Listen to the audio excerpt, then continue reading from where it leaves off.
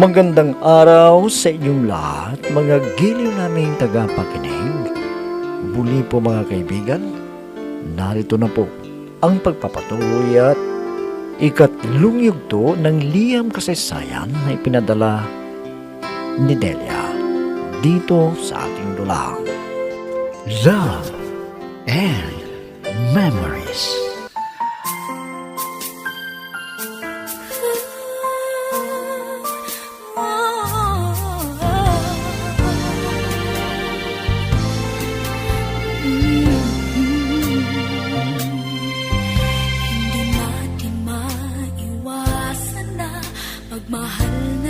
Nang sabihin ko kay inay na may mapapasokan na akong trabaho, ay nakita ko ang kanyang kasiyahan dahil may pagkukunan na kami ng gagastusin namin sa araw-araw. At yun ay binalita rin kay inay. Kinabukasan, pumunta ako sa opisina ng lalaki na kabuko sa akin at tinanggap niya ako bilang empleyada niya. At medyo nahirapan ako sa kanyang opisina. Pero nang sabihin ni Sir na hindi ko dapat madiliin ang trabaho ko, ay nakahinga ako ng maluwag. At nang uwian, ay sinabay niya ako sa pag-uwi niya. Dahil bago makarating sa kanyang bahay, madadaanan muna ang aming barangay.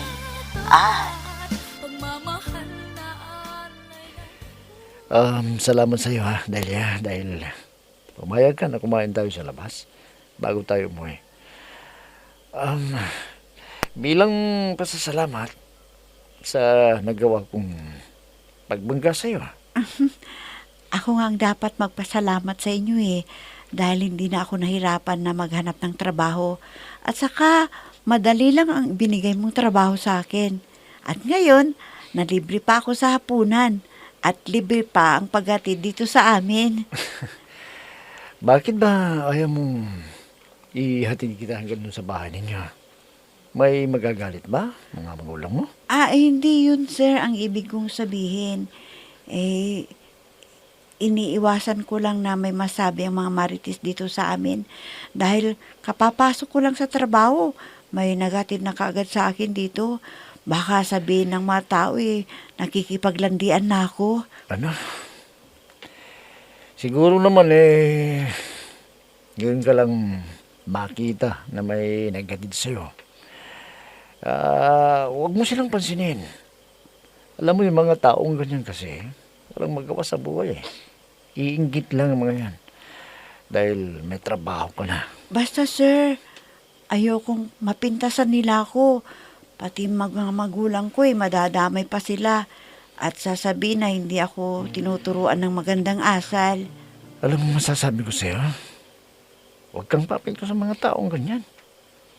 Dahil mas lalo silang matutuwa kapag pinatulan mo sila. Kaya huwag ka na malungkot. Basta alam mong tama yung ginagawa mo. Huwag kang mahiya. Delia? Opo, sir. Sir? Delia? Bitawan niyo po ang kamay ko. Delia, pasensya ka Bitawan na. Hindi ko lang kasi napigilan yung sarili ko na umanga sa'yo. Dahil ingat-ingat ka sa sarili mo. At hindi gaya ng iba dyan na babae na sila na yung nagbibigay ng motibo para mapansin ang isang kaya ko. Sir?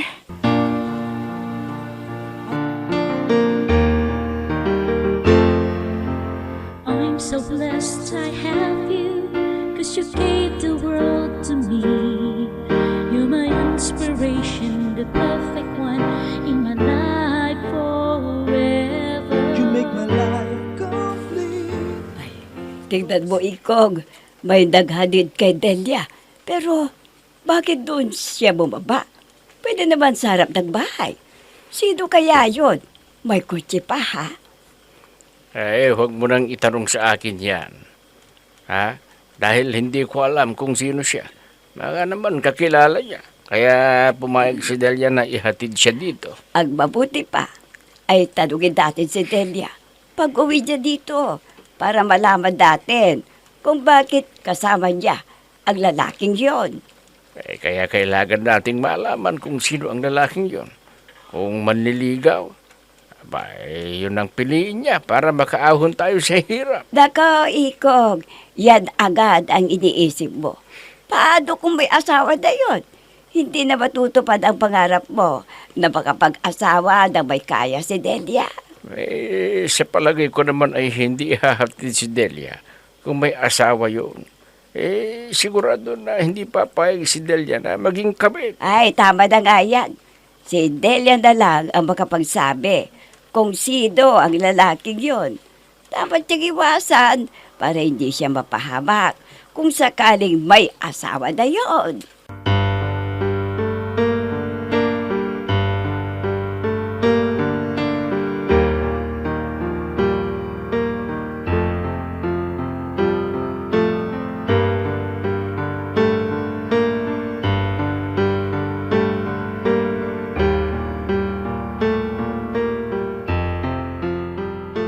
Ay, sino ba yung nakakotse na nagatid sa iyo dito, anak? Bakit doon ka pa bumaba sa medyo malayo dito sa bahay?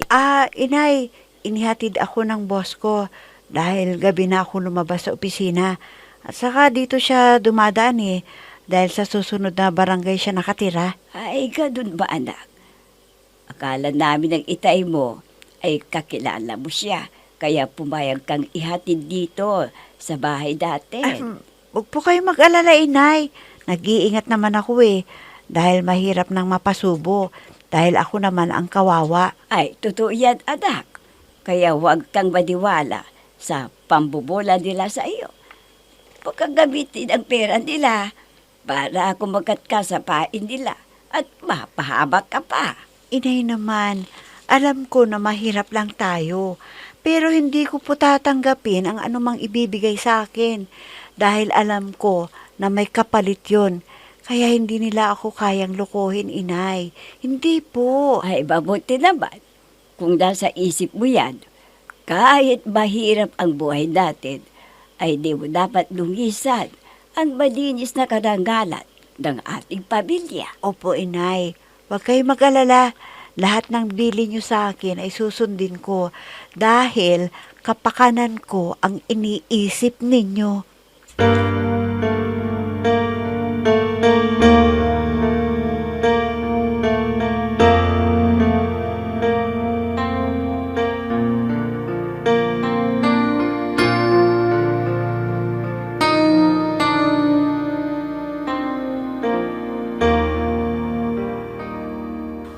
Ano ka ba naman, Manny?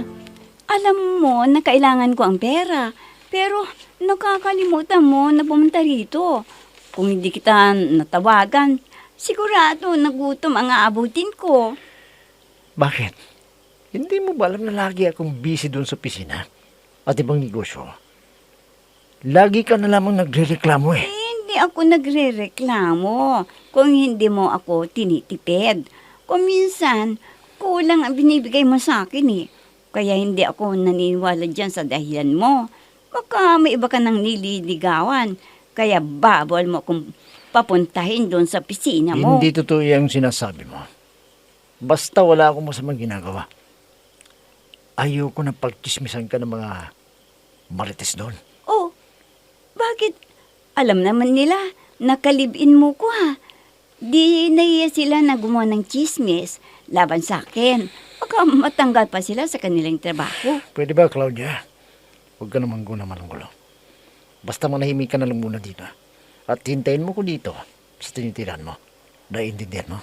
Alam mo, napapansin ko na unti-unti nang lumalayo ang kalooban mo sa akin. Hindi ko na malambing sa akin, Siguro, may nahanap ka ng iba. Nagsasawa ka na ba sa akin, Manny? Ano? Sabihin mo.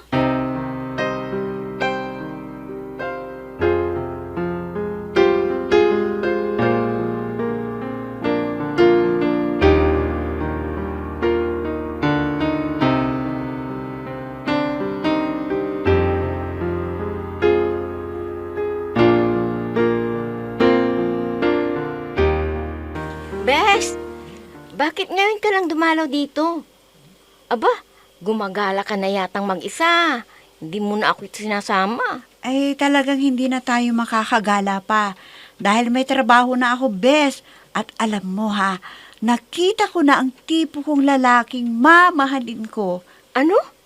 Swerte ka naman, Bes. Saan mo ba yan nakilala? O ano, nagtapat na ba sa'yo? Hindi pa dahil hindi pa nagtatagal na nagkakilala kaming dalawa. Doon sa kumpanya nila ako nakapasok ng trabaho. Mabait at hindi siya mapagsamantala. Kaya lang, baka hindi niya ako pansinin. Dahil alam mo naman, mahirap lang ang buhay namin. Bes naman, parang hindi mo alam ang kasabihan na walang mahirap o mayaman pag natamaan ka na ng pana ni Cupido, ang dalawang puso. Ewan ko lang. Pero hintayin ko kung manliligaw man siya sa akin. Pero ang alam ko, malabong mangyari yun, Bes. Kaya hanggang pangarap lang ang pag-ibig ko sa kanya. Naku, Bes, talagang na-inlove ka kaagad sa kagwapuhan niya. Pero, ang masasabi ko lang, kilatisin mo muna ang kanyang pagkatao. Baka may tinatagong masamang asal, kahit mag-ingat ka sa kanya. Oo, Bes. Hindi ko makakalimutan ang bilin mo sa akin. Dahil alam ko naman na nagmamalasakit ka sa akin. At ayaw ko rin na mag-alala ang aking mga magulang.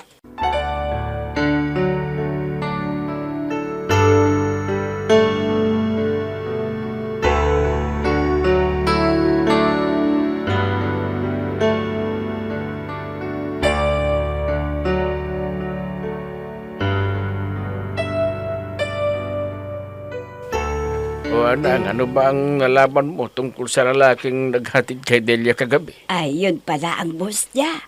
At ginabi sa pag-uwi, kaya isinabay na ang ating anak. Dahil nadadaanan niya ang lugar natin. Diyan nakatira pala sa malapit dito sa ating barangay. Sigurado ba yan? Pagsabihan mo si Delia na huwag magtiwala. Baka may asawa na ang boss niya.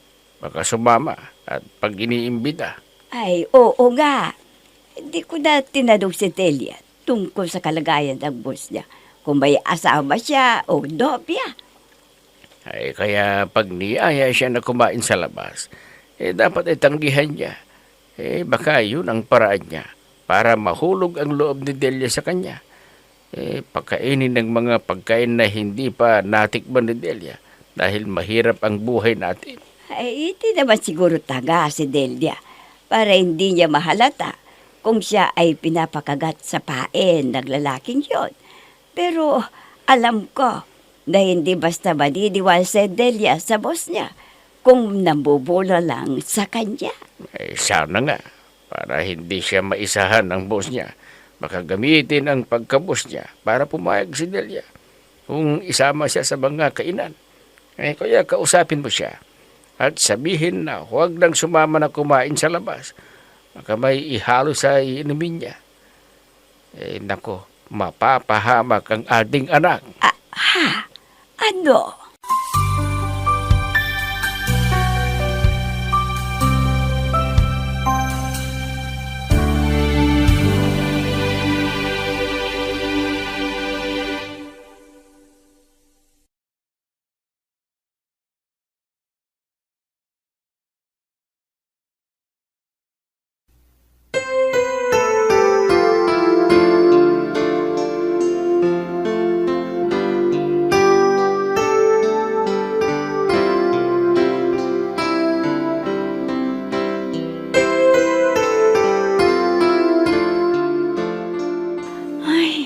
Mabuti na lang at nandito ka, Manny. Kung hindi, baka kung ano nang nangyari sa akin. Una, kumusta ng pakiramdam mo? May sumasakit pa ba sa tiyan mo? Sa katawan mo? Sabihin mo na. Habang nandito pa ako. Ang ibig mo sabihin, hindi mo ko sasamahan dito? Paano pag sumakit na ang tiyan ko? Sino ang tutulong sa akin? Huwag kang mag-alala tungkol dyan. Dahil kinausap ko na si Ate Sisay. At sila na yung magbabantay sa'yo dito tuwing gabi. Ano? At sino naman ang magdadala sa akin sa ospital kung ako ay manganganak na? May anak siyang binata. Pwede siyang magdala para isugod ka sa ospital. Kaya wala kang problema. Saka mo naman ako tawagan, ha? Kung nasa ospital ka na. Kung ano man ang bibili mo, pag-iwan na lang ng pera para pang gastos mo. Pakainis ka naman, Manny. Kahit anong pag-iusap ko sa'yo, ay hindi mo pinagbibigyan ang manghiling ko sa'yo. Ewan. Oh, bakit maiinis ka? Ikaw naman ang gumawa ng problema mo eh. Ginusto mo yan na mabuntis ka. Kaya magdusa kang mag-isa mo. Manny!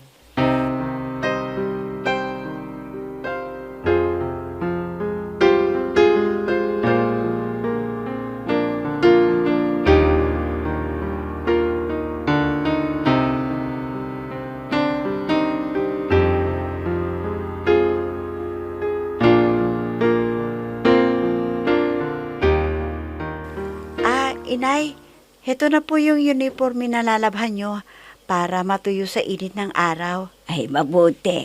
At uniforme ang gamit ninyo. Hindi aksaya sa damit na pang-opisina. Lumata rin ang mga damit mo, anak. Tama po kayo, Inay. Sigurado na wala po ako maisusuot dahil luma na. Ay, hindi bale. Pag sumahod ako sa buwan na to, siguro makakabili na rin ako ng bago kong damit, Inay. Ay, oo naman, anak. Dalaga ka na. Kailangan mo rin ang bumili ng mga gamit mo para hindi sabihin na losyang ka, anak. Hayaan nyo lang ang mga inggitera, Inay.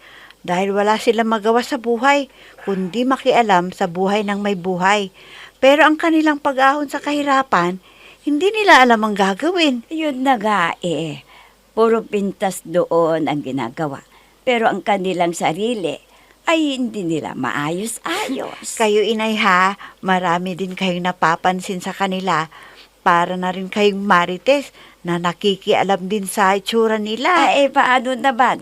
Ang dami nilang sinasabi na kumakapit ka raw sa boss mo dahil may pera para guminhawa raw ang buhay natin. Ay, naku, Inay.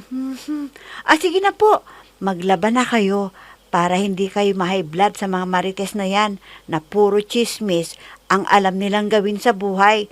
Pag ko ang nagalit, Inay, papatulan ko mayan, bigyan ko sila ng leksyon para tumigil sila sa pinaggagawa sa kanilang kapwa-tao.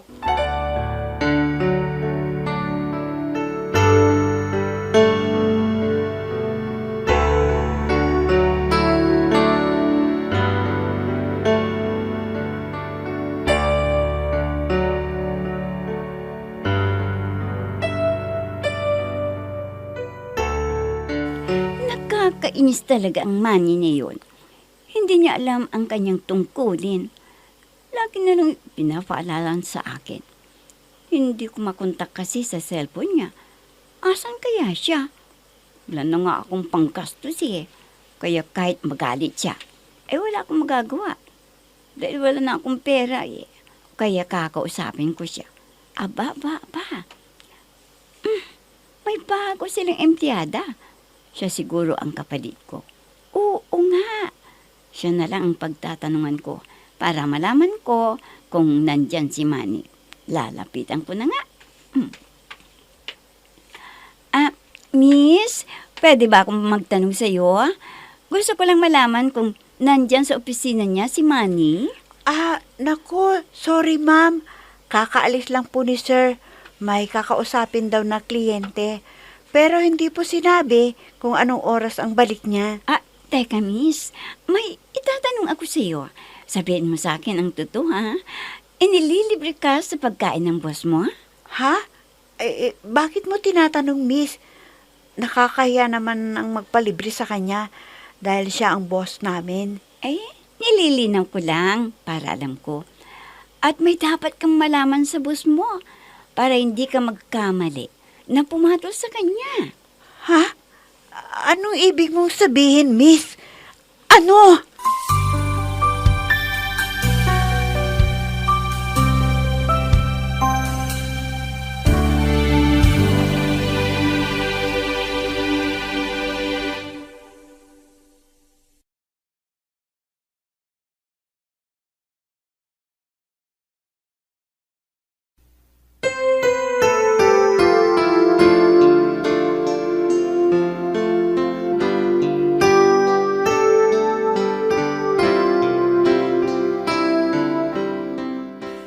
Maniwala kaya si Delia sa sinabing yun ni Claudia? Mga kaibigan, huwag ninyong kaligtaang subaybayan ang pagpapatuloy at ika-4 na yugto ng liham kasaysayan na ipinadala ni Delia dito sa ating dula. Love and Memories. Mga nagbibigay buhay sa ating dula ay sina Mayra Abrihal Narnola, Susan Malikdem, Robert de Guzman, Yehuda Ismael, Eva Alcoriza, Jun Cabato, Ami Diaz, at si Oscar Ora. Technical supervision at musika ni Oscar Ora. Nilapatan ng tunog ni Robert de Guzman. Mula sa panulat at direksyon ni Ami Diaz. Love and Memories. Inihahandog sa inyo ng F3 Recording Studio para sa Pambansang Radyo ng Pilipinas, Bombo Radio, Philippines.